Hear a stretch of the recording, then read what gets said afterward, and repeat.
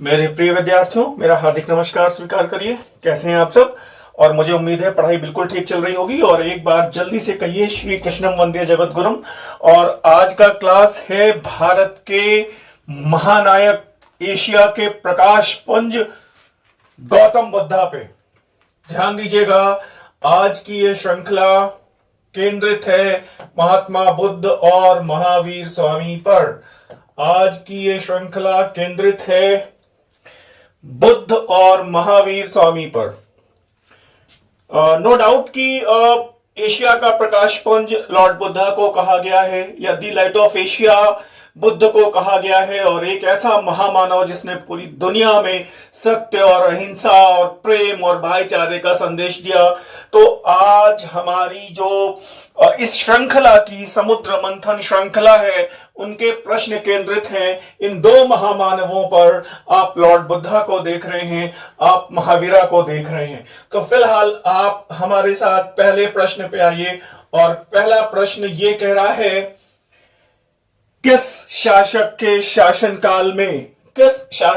शासनकाल में तीन महान उपदेशकों, ध्यान दीजिएगा, भगवान बुद्ध, भगवान महावीर स्वामी और मक्खली गोशाल ने देहांतर गमन किया। देहांतर गमन किया मतलब इस भौतिक शरीर का परित्याग कर दिया। थोड़ा ध्यान से समझिएगा। जैसे लॉर्ड बुद्धा ने 3 माह पहले ही आनंद को बता दिया था कि आनंद, आज से 3 माह के बाद मैं महापरिनिर्वाण को प्राप्त हो जाऊंगा। आनंद रोने लगे। आगे की कथा मैं बाद में बताता हूं, लेकिन पहले आज यहां पर बिंबिसार, उदयन, अजात शत्रु और नागदशक। और मुझे उम्मीद है आप इस प्रश्न का जवाब बहुत आसानी से दे पाएंगे, और वो जवाब है अजात शत्रु। मुझे उम्मीद है आपने देखा होगा और बढ़िया है। और बिंबिसार के लिए आपको पता ही है, ये भारतीय इतिहास में सेना रखने वाला पहला शासक है। इसको सेनिया भी कहा गया है। मुझे उम्मीद है आप बेहतर इस प्रश्न को कर पाए होंगे। मेरे साथ लगातार जुड़िए, आपकी समस्याओं को हम लोग हैंडल करते रहेंगे। और इस समय यहां पर एक क्वेश्चन मैच दी फॉलोइंग कहा गया है। सामान्य प्रश्न है। मैच दी फॉलोइंग के प्रश्न सामान्य भी हो तो भी आप कहीं ना कहीं पर तकनीकी दिक्कत कर देते हैं। विदेह, मिथिला के विदेह, तो आप बेहतर है नंबरिंग कर लीजिए। कोलीय, राम ग्राम के कोलीय, तो यहां पे 3 कर लीजिए। शाक्य, कपिल वस्तु के शाक्य, तो यहां पे 2 कर लीजिए। और सुसुमार गिरि के भग्ग, यहां पर 1 कर लीजिए। तो तदनुसार यहां पर आपका ऑप्शन है 4 3 2 1। अब बस इसी में सावधानी करनी है कि 4 3 2 1 है कहां पे। तो 4 3 2 1 सी वाले विकल्प में दिखाई पड़ रहा है ना। तो यहां पे सही जवाब क्या आना चाहिए? सी आना चाहिए। 4 3 2 1 ऐसे नंबरिंग करके करिएगा। हमेशा ये 1-2 प्रश्न आपके लिए एक प्रश्न भी महत्वपूर्ण है। क्यों? क्योंकि वो अगर एरो से मिलाया और कहीं पर मिसअंडरस्टैंडिंग हो गई चीजों को, और एक बार अगर आपने वहां पे गलत रिंग कर दिया, तो फिर आप उसमें सुधार नहीं कर सकते। एक प्रश्न ऐसे ही चला जाएगा। और इसको भी मैच कर लीजिए, कर लेंगे। अलकप्प के बोली, तो यहां पे 4 हो गया। केस पुत्त के कालाम, यहां पे 3 हो गया। और फिर पावा और कुशीनगर के मल्ल हैं, तो यहां पे 2 हो गया। और पिप्पलीवन के मौर्य, तो यहां पर 1 हो गया। तो तदनुसार यहां भी उत्तर आएगा 4 3 2 1। आप विकल्प देख लीजिएगा, 4 3 2 1 बी पर दिया हुआ है ना, तो बी पे लगा लीजिएगा। मिलते जुलते ऑप्शंस हैं तो गलती हो जाती है यहां पर। और जल्दी से यहां पर गया ऑप्शन दिमाग में 4 3, और फिर आगे देखा नहीं, गलती हो गई। तो प्लीज यहां पर ऐसे प्रश्नों को बहुत सावधानी से हैंडल करने की जरूरत है। और बढ़िया बात है, ध्यान दीजिएगा, कौन सा एक युग्म सही सुमेलित नहीं है? सुमेलित नहीं है, ध्यान दीजिएगा। कुछ विशेष बातें मैं कथा के रूप में भी आपसे डिस्कस कर सकता हूं, लेकिन थोड़ा ध्यान से पहले कुछ प्रश्नों को हैंडल कर लीजिए, है ना। वो कह रहे हैं कि एक जो प्रश्न है वो विकल्प है, वो सुमेलित नहीं है। ऋषभदेव कैलाश शिखर, बिल्कुल ठीक बात है, इसका मतलब ये सुमेलित है। लेकिन अगले ही विकल्प में हम लोग जाएं तो ये दिखाई पड़ता है सम्मेय शिखर। तो सम्मेय शिखर से कुछ ना कुछ बात आपको याद आती होगी, और वो नो डाउट यहां पर आने चाहिए। कौन? उनका नाम है पार्श्वनाथ, है ना। 83 दिन की तपस्या के बाद 84वें दिन पार्श्वनाथ कैवल्य को उपलब्ध हुए, और बाकी ठीक ठाक मिला हुआ है। तो यहां पे बी वाला विकल्प है, वासु पूज्य, वो मैच नहीं है। और मैं थोड़ा आगे बढ़ूं, बुद्ध के बारे में थोड़ी बात कर लेते हैं। बुद्ध के बारे में हाँ, एक प्रश्न जो ये है कि जब भगवान बुद्ध कुशीनगर में थे तो ये बात आती है कि बुद्ध ने अपनी अंतिम दीक्षा जिसको दीक्षित किया, बुद्ध ने अंतिम रूप से किसे दीक्षा दी? तो बुद्ध का अंतिम शिष्य कौन था? भगवान बुद्ध का अंतिम शिष्य कौन था? तो भगवान बुद्ध के अंतिम शिष्य का नाम तो आपको पता ही होगा, उनका नाम है सुबुद्ध। ठीक है, ध्यान दीजिएगा। बुद्ध ने अपना अंतिम उपदेश किसे दिया? अब इसमें लेकर के मामला काफी आपको परेशानी का सामना करना पड़ता है। सुबुद्ध को दिया कि आनंद को दिया? ध्यान दीजिएगा, बुद्ध को भगवान बुद्ध ने अंतिम दीक्षा जो दी वो सुबुद्ध को दी। ध्यान दीजिएगा।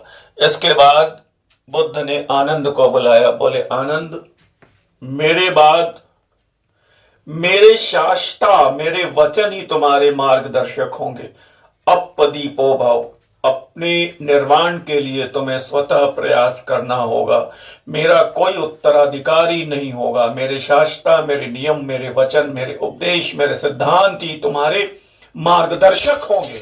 ये बात विशेष तौर पे ध्यान देने की है।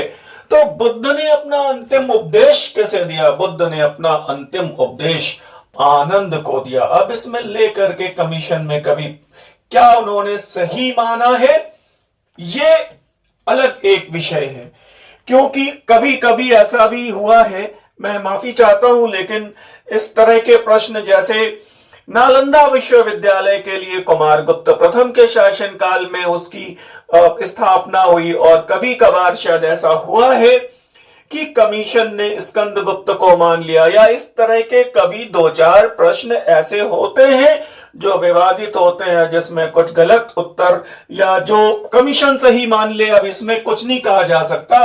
तो ध्यान दीजिएगा, अंतिम दीक्षा बुद्ध भगवान ने सुबुद्ध को दी, और अंतिम शिष्य उनका सुबुद्ध था, और अंतिम उपदेश उन्होंने आनंद को किया। बोले समस्त संस्कार व्यय धर्मा है, सब कुछ समाप्त हो जाएगा एक दिन आनंद।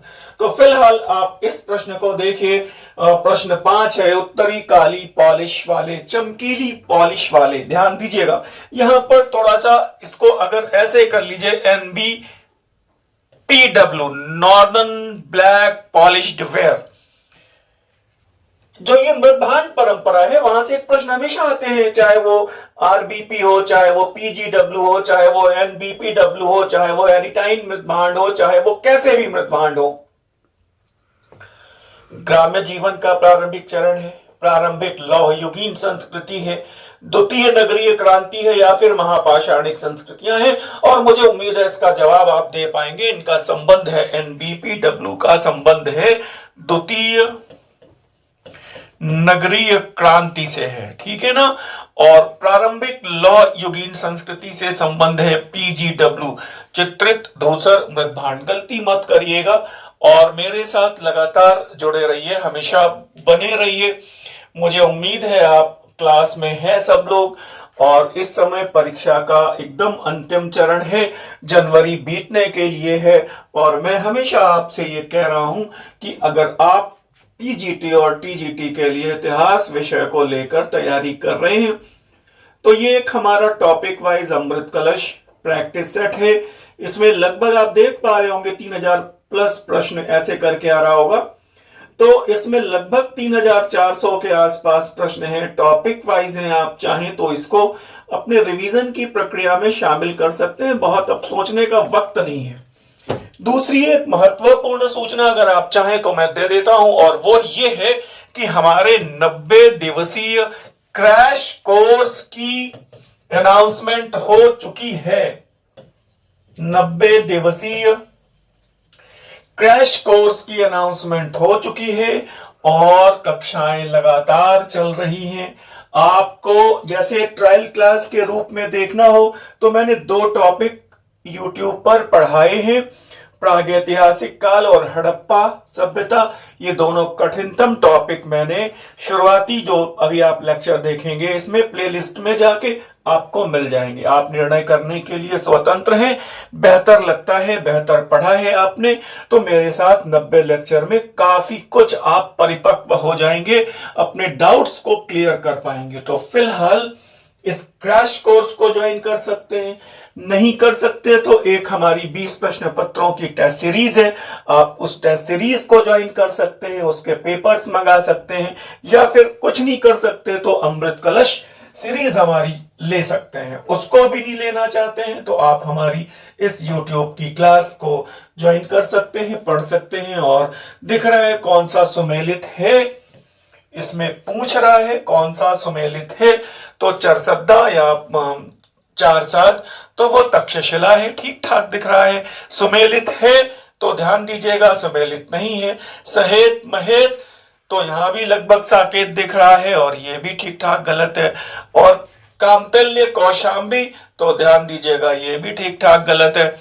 तो यहाँ पे सुमेलित है जो पूछ रहा है वो राजघाट और वाराणसी है ना। तो कौन सा सुमेलित है, इन सारे प्रश्नों में बहुत सावधानी की जरूरत है। थोड़े से रिमार्क देख लीजिए, चारसद्दा पुष्कलावती है, मैच दी फॉलोइंग में आया है। सहेत महेत हमेशा पूछा गया है, जेतवन और श्रावस्ती है। काम्पल्य पांचाल जनपद महाजनपद की राजधानी है और राजघाट वाराणसी ये मैच है। तो फिलहाल आप अगले प्रश्नों पर आइए। जैन धर्म ने युद्ध एवं कृषि दोनों को वर्जित किया है और दोनों में जीवों की हिंसा होती है। मतलब जैन धर्म कृषि को भी वर्जित मानता है। ध्यान दीजिएगा, युद्ध को तो वर्जित माना है, ठीक है, कृषि को वर्जित माना है तो बिल्कुल ठीक है, उन्होंने कृषि को भी वर्जित माना है।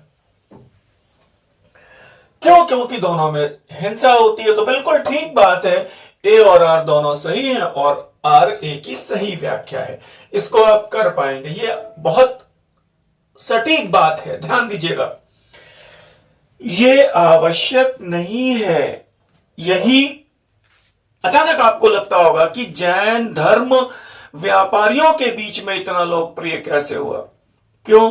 क्योंकि कृषक वर्ग ने जैन धर्म को अगर अपनाया तो वो खेती नहीं कर सकता। ध्यान दीजिएगा, ये आकस्मिक भी नहीं है कि जितने भी जैन धर्म के फॉलोअर्स हैं वो ज्यादातर समुद्र तटीय रीजन में रहते हैं। क्यों? क्योंकि वो व्यापारिक गतिविधियों में उनका सामुद्रिक व्यापार चल रहा था। बढ़िया कॉन्सेप्ट है ये सब, ध्यान रखिएगा। फिर एक बड़ी बात यह है कि जैन धर्म बहुत लोकप्रिय नहीं हुआ। क्यों? क्योंकि जैन धर्म के सिद्धांत और उसकी मान्यताएं आम जनता के मनोभावों और आम जनता की भौतिक आकांक्षाओं के अनुकूल नहीं थे। बात समझ में आ रही? कृषि निषिद्ध है उसमें। अच्छा, फिर एक बात यहां पर बता दूंगा आपको। एक बड़ी बात यह है कि क्या बौद्ध भिक्षु मांस खा सकते थे? बौद्ध भिक्षु मांस खा सकते थे। मांस की अनुमति बौद्ध धर्म में है या नहीं? मांस खा सकते थे। तो ध्यान रखिएगा, बौद्ध धर्म के भिक्षु भिक्षा में मिला हुआ मांस खा सकते थे। बड़ी बात है, ध्यान दीजिएगा, बड़ी एकदम व्यवहारिक बात है। मतलब बशर्ते कि उस पशु को किसी गैर बौद्ध कसाई के द्वारा काटा गया हो। बौद्ध भिक्षु या बौद्ध धर्म के फॉलोअर पशु को काट नहीं सकते थे। बड़ी सामान्य बात है, पशु को मारने में हिंसा और ये मांस खाने में उन्होंने कोई कोई बुराई नहीं मानी। बोले कि बौद्ध भिक्षु भिक्षा में मिला हुआ मांस खा सकते थे, हाँ खा सकते थे। ये प्रश्न आया है नेट में, ध्यान रखिएगा। तो फिलहाल आपके लिए अगला प्रश्न है, और बुद्ध की शिक्षाओं के निम्नलिखित पहलुओं में किसको आश्रित उत्पत्ति के नियम के रूप में जाना जाता है? आश्रित उत्पत्ति, एक के ऊपर एक डिपेंडेंसी, पंचशील, अष्टांग मग्ग, आर्य सच्चानी, पातिच्चा समुत्पाद। तो नो डाउट ये है प्रतीत्य समुत्पाद। इसी को आप ध्यान दीजिएगा, पाली भाषा में लिखा हुआ है, हिंदी में लिख लीजिए तो ये क्या कहलाएगा? प्रतीत्य समुत्पाद। बिल्कुल ठीक बात है। द्वादश निदान श्रृंखला, इसी को कहा जाता है कार्य कारण श्रृंखला। इसके कारण ये उत्पन्न होता है और वो है प्रतीत्य समुत्पाद। इसी को द्वादश निदान श्रृंखला भी कहा गया है और इसी को कार्य कारण सिद्धांत भी कहा गया है। क्यों? बुद्ध कहते हैं प्रत्येक घटना का कोई ना कोई कारण होता है, बिना कारण के कोई घटना नहीं घट सकती। बढ़िया बात है, मतलब एग्जैक्टली ये न्यूटन के थर्ड लॉ की तरह है। Every action has its opposite and equal reaction. क्रिया और प्रतिक्रिया का नियम साइंटिफिकली भी प्रूव होता है, कर्म का सिद्धांत भी ऐसे प्रूफ होता है, एकदम साइंटिफिक बात है। तो फिलहाल आगे चलते हैं, और आगे चलूं फिर मैं बता दूं, ये प्रैक्टिस सेट आपका अमृत कलश आपके लिए आपकी रिवीजन की प्रक्रिया को सुचारू रूप से पुख्ता करने के लिए उपलब्ध है। 3000 प्लस 3400 के आसपास टॉपिक वाइज प्रश्न है, इसमें प्रैक्टिस सेट के रूप में है। आप चाहें तो इस पुस्तिका को मंगा सकते हैं और फिर से देख लीजिए कौन सा एक स्थान बौद्ध धर्म से संबंधित नहीं है। तो ठीक है, आप देखेंगे तुरंत पता लग जाएगा और विकल्प देखते ही यहां पर पढ़ने की जरूरत नहीं आएगी। और वो है सोमनाथ या फिर और श्रावण बेलगोला। श्रावण बेलगोला आपको पता है जैन धर्म का ये स्थल है, और सोमनाथ आपको पता है वो शिव भगवान की नगरी है सोमनाथ। बाकी नालंदा वो वहां पर एक विश्वविद्यालय है, ये बात पता है आपको। सांची, ध्यान दीजिएगा, पूछा गया है इसका प्राचीन नाम काकनाड बोध है ना, ये भी पूछा गया है कभी कि एक ऐसा स्थल जिसका संबंध बुद्ध के जीवन से नहीं है, बुद्ध के जीवन की घटनाओं से नहीं है, सांची है वो। और सांची वो स्तूप आपको पता है। सारनाथ, कुशीनगर, प्रथम उपदेश आपको पता है, और महापरिनिर्वाण आपको पता है। भगवान बुद्ध को महाबोधि की उपलब्धि और कपिल वस्तु में इस भौतिक देह को उन्होंने धारण किया, सारी बातें आपको पता हैं, है ना। आगे देखिएगा, बौद्ध मत के विस्तार में योगदान नहीं दिया। कौन से ऐसे युग में जो लोग हैं जो बौद्ध धर्म को थोड़ा सा उन्होंने अपना योगदान नहीं दिया उसके विस्तार में, तो दिखाई पड़ जाएगा यहाँ पे, और वो है पुष्यमित्र शुंग और शशांक। शशांक को बौद्ध द्रोही भी कहा जाता है, और ऐसा कहा जाता है ये कट्टर शैव मतानुयायी शासक था, और इसने वो बोध गया में पीपल का वृक्ष कटवा दिया था। पुष्यमित्र शुंग वैदिक धर्म का फॉलोअर था, और कुछ ऐसे सोर्सेज हैं जिनसे यह पता चलता है कि पुष्यमित्र शुंग ने भी संभवतः कुछ बौद्ध भिक्षुओं का, बौद्ध धर्मानुयायियों का उत्पीड़न किया होगा। इस बात को कहीं ना कहीं पर कुछ बौद्ध ग्रंथों में भी ऐसा लिखा मिलता है। तो फिलहाल अगले प्रश्न की तरफ जाइए, और मैच दी फॉलोइंग का प्रश्न है, लकुलिश के फॉलोअर्स क्या कहलाते हैं? तो लकुलिश को ध्यान देते ही समझ में आना चाहिए, उनके फॉलोअर्स पंचार्थिक कहलाते हैं। पाशुपत संप्रदाय के संस्थापक हैं, गुजरात में कयावरोहण नामक स्थान पे अवतरित हुए हैं, और पाशुपत धर्म के संस्थापक शिव के 28वें और अंतिम अवतार माने जाते हैं। आप कहेंगे सर हमने 18 पढ़ा है, तो ठीक है साहब आप 18 पढ़ लीजिए, मैं आपको 28 बता रहा हूं। नागार्जुन साहब शून्यवाद के लिए जाने जाते हैं, तो आप यहां पर 2 लिख दीजिए। भारत के आइंस्टीन कौन कहे जाते हैं? नागार्जुन कहे जाते हैं। भद्रबाहु दिगंबर संप्रदाय के आचार्य हैं। और मस्करी पुत्र गौशाल आपको पता है आजीवक संप्रदाय के संस्थापक हैं और नियतिवादी हैं। 3 2 4 1 कर लीजिए, तो जो भी विकल्प आएगा मिला लीजिएगा। 3 2 4 1 कहां पर आ रहा है? तो यहां पे सी वाला विकल्प आ रहा है। और बढ़िया प्रश्न है, ये कह रहा है कि बुद्ध के समकालीन धार्मिक संप्रदायों का उल्लेख किस बौद्ध साहित्य में मिलता है? बौद्ध और जैन ग्रंथों में महाजनपदों का उल्लेख भी मिलता है। बौद्ध और जैन ग्रंथों में उस समय के जो प्रचलित जो धार्मिक संप्रदाय थे उनका भी उल्लेख मिलता है। तो थोड़ा सा आप ऑप्शंस पे ध्यान दीजिए और पढ़िए ये ऑप्शंस क्या बता रहे हैं। अंबस्ट सुत्त, महावंश, भद्दशाल जातक या फिर ब्रह्मजाल सुत्त। बताइए सोच के, मैं समय दे रहा हूं आपको।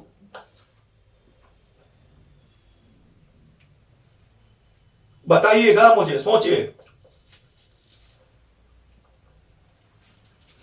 और यहां पे सही जवाब है ब्रह्मजाल सुत्त। गलती से भी आप महावंश मत लगाइएगा, थोड़ी डिटेल आप देख सकते हैं।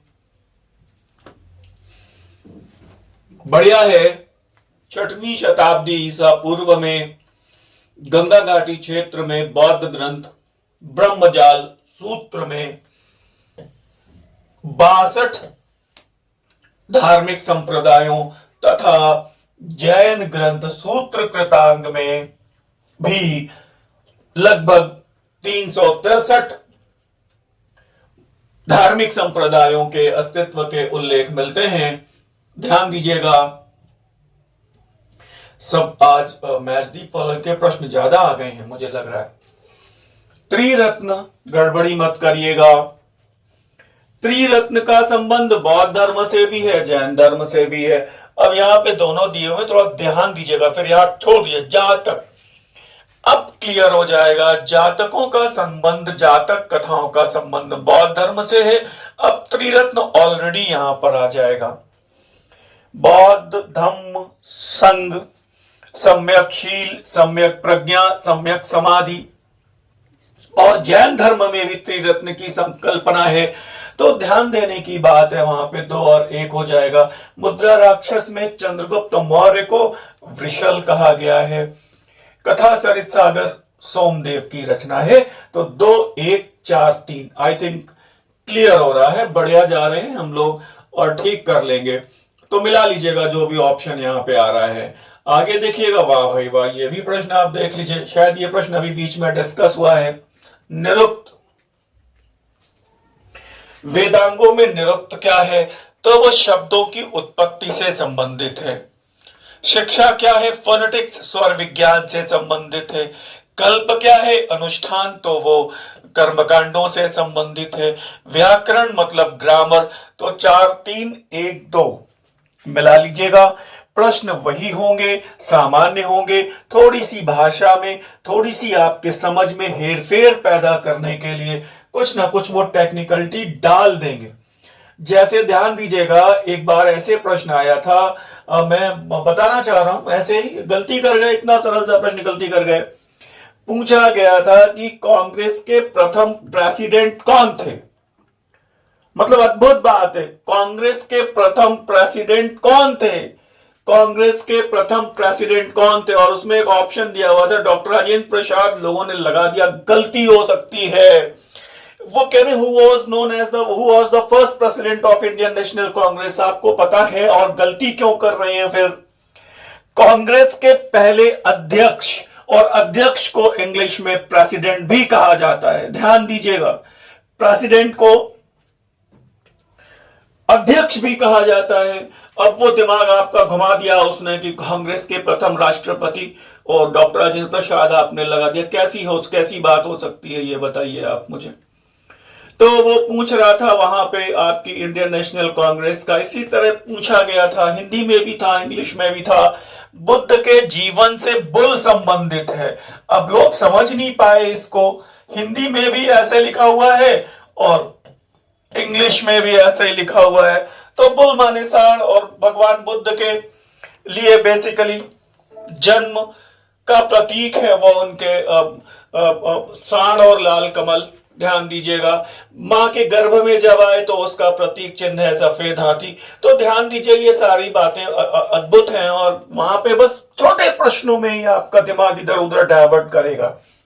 आजीविकों को किससे गया के निकट पहाड़ी में गुहा ग्रहों का दान प्राप्त किया गया? बिंबिसार, अजात शत्रु, खारवेल, अशोक और दशरथ। तो आजीविकों को दान दिया गया, और ये पता है आपको बराबर पहाड़ी और नागार्जुनी पहाड़ी में ये अशोक और दशरथ हैं।